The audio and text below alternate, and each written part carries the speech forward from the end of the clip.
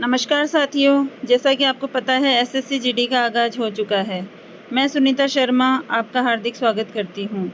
मैं आपके लिए एसएससी जीडी जीके के क्वेश्चन लेकर आई हूं।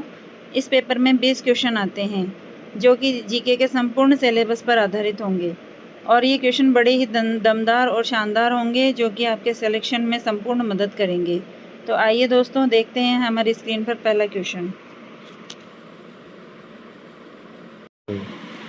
आज का हमारा पहला सवाल है, विश्व पर्यावरण स्वच्छता दिवस कब मनाया जाता है? तो हमारा पहला ऑप्शन है 29 सितंबर, दूसरा है 22 जुलाई, तीसरा है 26 सितंबर और चौथा है 28 सितंबर। तो दोस्तों, इनमें से सही आंसर हो जाएगा ऑप्शन नंबर से 26 सितंबर।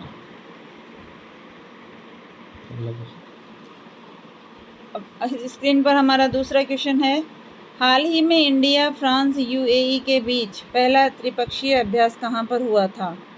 पहला ऑप्शन है ओमान की खाड़ी में, दूसरा है बंगाल की खाड़ी में, तीसरा है अरब सागर में, चौथा है मैक्सिको की खाड़ी में। तो हमारा इसके अंदर ऑप्शन हो जाएगा पहला नंबर का ऑप्शन, ओमान की खाड़ी में।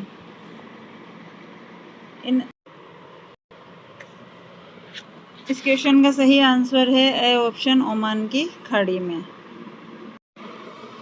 हमारी स्क्रीन पर 3 नंबर का क्वेश्चन है, 28 सितंबर को किस महापुरुष की जयंती मनाई जाती है? 28 सितंबर को किस महापुरुष की जयंती मनाई जाती है? पहला है सुभाष चंद्र बोस, दूसरा है भगत सिंह, तीसरा है जवाहरलाल नेहरू और चौथा है चंद्रशेखर आज़ाद। तो हमारे क्वेश्चन का सही आंसर हो जाएगा option number B, Bhagat Singh. हमारी स्क्रीन पर चौथा क्वेश्चन है, जनगणना 2011 के अनुसार भारत में पुरुषों की साक्षरता दर कितनी है? जनगणना 2011 के अनुसार भारत में पुरुषों की साक्षरता दर कितनी है? सॉरी दोस्तों, ये क्लियर आ नहीं पाया इसके अंदर। तो इसका पहला ऑप्शन देखिए 81.18%, दूसरा ऑप्शन है 80.65%, तीसरा है 84.35% और चौथा है 82.14%। तो हमारा सही आंसर हो जाएगा ऑप्शन नंबर द 82.14%। पांचवा क्वेश्चन देखिए हमारा, वर्ष 2019 के लिए बाला सरस्वती पुरस्कार निम्नलिखित में से किसने जीता? वर्ष 2019 के लिए बाला सरस्वती पुरस्कार निम्नलिखित में से किसने जीता? पहला ऑप्शन है महबूब सुभानी, दूसरा है अलरमेल वल्ली, तीसरा है अनुराधा पांडेल और चौथा है कृष्ण एल्ला। तो हमारा सही आंसर हो जाएगा इसमें ऑप्शन नंबर ब, अलरमेल वल्ली। अलरमेल वल्ली ने 2019 के लिए बाला सरस्वती पुरस्कार जीता। छठे नंबर का क्वेश्चन है हमारा, ईडन गार्डन क्रिकेट मैदान निम्नलिखित में से किस शहर में स्थित है? ईडन गार्डन क्रिकेट मैदान है वह निम्नलिखित में से किस शहर में स्थित है? पहला ऑप्शन है जयपुर, दूसरा है अहमदाबाद, तीसरा है दिल्ली और चौथा है कोलकाता। तो ईडन गार्डन क्रिकेट मैदान जो है निम्नलिखित में से कोलकाता शहर में स्थित है। हमारा सही ऑप्शन हो जाएगा ऑप्शन नंबर द। सातवें नंबर का क्वेश्चन देखिए, किसी देश की प्रति व्यक्ति आय की गणना उस देश की राष्ट्रीय आय को उसके या उसकी, ये जो खाली जगह है यहाँ पर हमें सही आंसर भरना है, से भाग देकर की जाती है। यानी कि किसी भी देश की प्रति व्यक्ति आय की गणना उस देश की राष्ट्रीय आय में किसका भाग लगाने पर मिल सकती है? तो देखिए हमारे पहला ऑप्शन है ऋण, दूसरा है जनसंख्या, तीसरा है परिसंपत्ति और चौथा है देयता। तो हमारा सही आंसर हो जाएगा ऑप्शन नंबर ब, जनसंख्या। यानी कि उस देश की राष्ट्रीय आय में अगर जनसंख्या का भाग लगाया जाए तो उस देश की प्रति व्यक्ति आय के बारे में हम पता कर सकते हैं। आठवें नंबर का क्वेश्चन देखिए, कौन सा जलमार्ग अटलांटिक महासागर को प्रशांत महासागर से जोड़ता है? कौन सा जो है जलमार्ग अटलांटिक महासागर को प्रशांत महासागर से जोड़ता है? पहला ऑप्शन है स्वेज नहर, दूसरा है कील नहर, तीसरा है वोल्गा डॉन नहर और चौथा ऑप्शन है हमारा पनामा नहर। तो इसका सही आंसर हो जाएगा दोस्तों ऑप्शन नंबर द, पनामा नहर जो है अटलांटिक महासागर को प्रशांत महासागर से जोड़ता है। साथियों, बड़े ही शानदार क्वेश्चन लेकर के आई हूँ, इनको मन लगा करके पढ़िएगा और आशा करती हूँ आप लोगों को पसंद भी आएंगे। तो देखिए, हमारा 9वां क्वेश्चन है, हर्षवर्धन के दरबार में कौन सा चीनी यात्री आया था? हर्षवर्धन जो है शासक है हमारे, तो उसके समय में कौन सा चीनी यात्री आया था? तो पहला ऑप्शन देखिए फाहियान, दूसरा है इत्सिंग, तीसरा है कानसेंग और चौथा है ह्वेनसांग।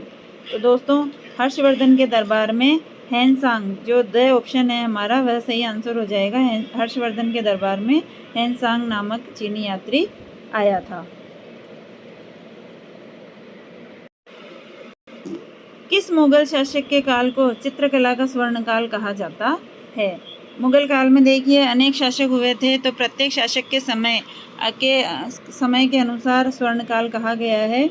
तो देखिए, हमारे चित्रकला का स्वर्ण काल पूछा गया है, तो पहला ऑप्शन है शाहजहां, दूसरा है बाबर, तीसरा है अकबर और चौथा है जहांगीर। तो देखो दोस्तों, चित्रकला का स्वर्ण काल पूछा गया है, तो हमारा सही आंसर हो जाएगा ऑप्शन नंबर द, जहांगीर के समय चित्रकला का स्वर्ण काल माना जाता है। तो देखिए दोस्तों, आपको कमेंट बॉक्स में बताना है शाहजहां के समय को किसका स्वर्ण काल माना जाता है।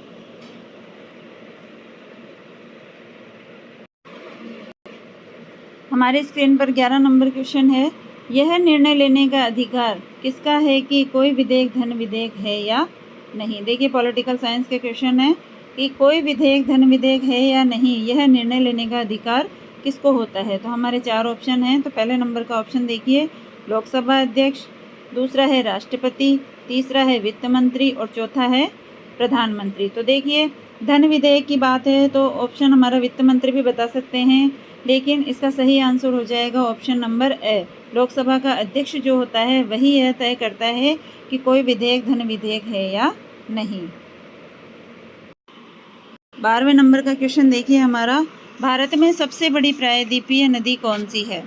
भारत में सबसे बड़ी, भारत को प्रायद्वीप कहा जाता है, तो भारत का जो नीचे वाला हिस्सा है त्रिकोण वाला, उसी को प्रायद्वीप कहा जाता है, क्योंकि ये 3 ओर से पानी से घिरा हुआ है। जो भूभाग 3 ओर से पानी से घिरा हुआ होता है उसको प्रायद्वीप कहा जाता है। तो भारत भी एक प्रायद्वीप है। तो बताइए दोस्तों, भारत में सबसे बड़ी प्रायद्वीपीय नदी कौन सी है? तो हमारे यहाँ पर पहला ऑप्शन है कावेरी, दूसरा है गोदावरी, तीसरा है कावेरी और चौथा है महानदी। इन चारों में से हमें बताना है कि भारत में सबसे बड़ी प्रायद्वीपीय नदी कौन सी है। तो इनमें से सही आंसर हो जाएगा गोदावरी। भारत में सबसे बड़ी प्रायद्वीपीय नदी गोदावरी है। 13 नंबर क्वेश्चन है हमारा, संयुक्त राष्ट्र सुरक्षा परिषद का स्थायी सदस्य नहीं है। संयुक्त राष्ट्र सुरक्षा परिषद का स्थायी सदस्य नहीं है। पहला ऑप्शन है जापान, दूसरा है रूस, तीसरा है चीन और चौथा है अमेरिका। इन चारों में से हमें बताना है कि संयुक्त राष्ट्र की जो सुरक्षा परिषद है उसका स्थायी सदस्य कौन सा नहीं है। तो सही आंसर हो जाएगा दोस्तों ए नंबर ऑप्शन जापान। रूस, चीन और अमेरिका इसके स्थायी सदस्य हैं। तो दोस्तों, आपको कमेंट बॉक्स में बताना है कि संयुक्त राष्ट्र संघ की स्थापना कब हुई थी। 14 नंबर क्वेश्चन है हमारा, रूस से साइबेरियाई पक्षी भारत में किस जगह के पक्षी अभ्यारण्य में आते हैं? रूस से साइबेरियाई पक्षी आते हैं भारत में, वो भारत में कौन से स्थान पर आते हैं, किस अभ्यारण्य में आते हैं, यह हमें बताना है। तो हमारा पहला ऑप्शन है वेदांत गोला अभ्यारण्य तमिलनाडु में, भरतपुर अभ्यारण्य राजस्थान में, तीसरा ऑप्शन है रंगनाथ अतिथि अभ्यारण्य कर्नाटक में है और चौथा है मानस अभ्यारण्य असम में। तो दोस्तों, साइबेरियाई पक्षी पूछा गया है तो ये हमारे राजस्थान में आता है, भरतपुर अभ्यारण्य में। तो हमारा सही आंसर हो जाएगा ब नंबर ऑप्शन।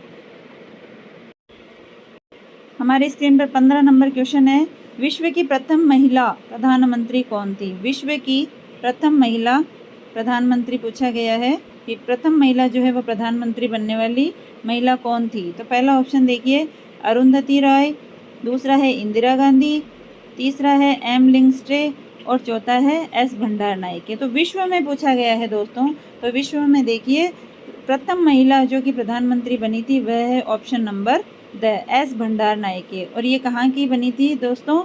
तो ये श्रीलंका की प्रधानमंत्री बनी थी, प्रथम महिला प्रधानमंत्री बनी थी। तो आप बताइए कि हमारे देश की प्रथम महिला प्रधानमंत्री कौन थी। ये कमेंट बॉक्स के अंदर आप आंसर देंगे। 16 नंबर क्वेश्चन देखिए हमारा, मन्नू भाकर का संबंध किस खेल से है। तो हमारा पहला ऑप्शन है दोस्तों, मन्नू भाकर का संबंध किस खेल से है। पहला ऑप्शन है निशानेबाजी, दूसरा है क्रिकेट, तीसरा है घुड़सवारी और चौथा है बैडमिंटन। ये करंट जीके से संबंधित सवाल है दोस्तों। तो बताइए इसका सही आंसर। तो हमारा सही आंसर हो जाएगा ए नंबर ऑप्शन, निशानेबाजी। 17 नंबर क्वेश्चन है, तपन कुमार पटनायक ने किस नृत्य शैली में संगीत नाटक अकादमी पुरस्कार जीता है। तो दोस्तों तपन कुमार पटनायक है किस नृत्य शैली में संगीत नाटक अकादमी पुरस्कार जीता है। ये भी दोस्तों करंट जीके से संबंधित सवाल है। तो पहला ऑप्शन है हमारा कुचिपुड़ी, दूसरा है छऊ, तीसरा है सत्रिय और चौथा है ओडिसी। तो हमारा इसमें सही आंसर हो जाएगा ऑप्शन नंबर ब। 17 नंबर क्वेश्चन का आंसर हो जाएगा ऑप्शन नंबर ब, छऊ। और ये छऊ देखो दोस्तों उत्तर पूर्वी भारत की एक नृत्य शैली है। 18 नंबर क्वेश्चन है हमारा, भारत का राष्ट्रीय पशु कौन सा है। देखिए इस तरह से सवाल पूछे जाते हैं दोस्तों जो बड़े ही शानदार हैं और अच्छे से पढ़ेंगे तो हमें अच्छे से आसानी से याद भी हो जाएंगे। तो देखिए दोस्तों पहला ऑप्शन है हमारा शेर, दूसरा है हाथी, तीसरा है टाइगर और चौथा है नीलगाय। तो भारत का राष्ट्रीय पशु बताना है। तो इसके अंदर हमारा सही आंसर हो जाएगा स ऑप्शन, टाइगर। और हिंदी में बाघ भी कहा जाता है। तो भारत का जो राष्ट्रीय पशु है वह टाइगर है। तो आपको राजस्थान का जो है राज्य पशु वो बताना है। कमेंट बॉक्स में बताइएगा दोस्तों। 19 नंबर क्वेश्चन है दोस्तों हमारा, अमरकंटक से कौन सी नदी निकलती है। 4 नदियों के नाम दिए गए हैं कि अमरकंटक की पहाड़ियाँ जो कि मध्य प्रदेश में है वहाँ से कौन सी नदी निकलती है। तो पहला ऑप्शन है हमारा सोन नदी, दूसरा है गोदावरी नदी, तीसरा है महानदी और चौथा है नर्मदा नदी। दोस्तों इस क्वेश्चन में थोड़ी मिस्टेक हो गई है।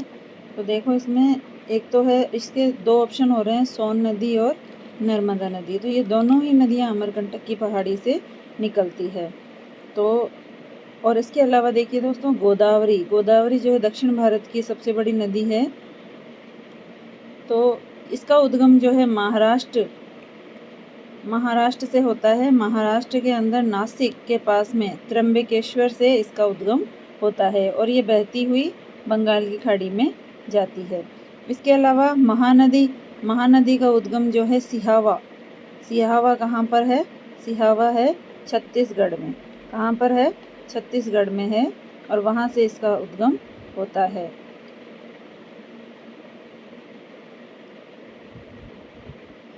छत्तीसगढ़ से महानदी का उद्गम होता है। तो दोस्तों अमरकंटक से कौन कौन सी नदियाँ निकलती है, सोन नदी और नर्मदा दोनों ही नदियाँ जो है अमरकंटक की पहाड़ियों से निकलती है। हमारी स्क्रीन पर आज का अंतिम और 20 नंबर क्वेश्चन है, मैकबेथ नाटक के लेखक कौन हैं। ये एक अंग्रेजी साहित्यकार हैं। देखिए तो मैकबेथ नाटक के लेखक कौन हैं। पहला ऑप्शन है टॉलस्टॉय, दूसरा है शेक्सपियर, तीसरा है हेमिंगवे और चौथा है इनमें से कोई नहीं। कभी कभी दोस्तों इनमें से कोई नहीं आंसर भी आ जाता है, लेकिन हमारा यहाँ पर सही ऑप्शन हो जाएगा ऑप्शन नंबर ब, शेक्सपियर का एक नाटक और है दोस्तों, हेमलेट। क्या नाम है, हेमलेट। तो ये 2 जो है नाटक, हेमलेट और मैकबेथ, ये दोनों ही नाटक जो है शेक्सपियर के बड़े ही प्रसिद्ध हैं। तो दोस्तों ये थे हमारे आज के 20 क्वेश्चन। एसएससी जीडी के जीके के लिए बड़े ही दमदार क्वेश्चन हैं। आशा करती हूँ आपको बहुत पसंद आए होंगे। इसके साथ में हम अब अगली बार लेकर आएंगे प्रैक्टिस टेस्ट पेपर 3। तो दोस्तों अगर पसंद आए तो शेयर कीजिएगा, लाइक कीजिएगा और सब्सक्राइब कीजिएगा। अगर वीडियो पर नए हैं, चैनल पर नए हैं तो सब्सक्राइब कीजिएगा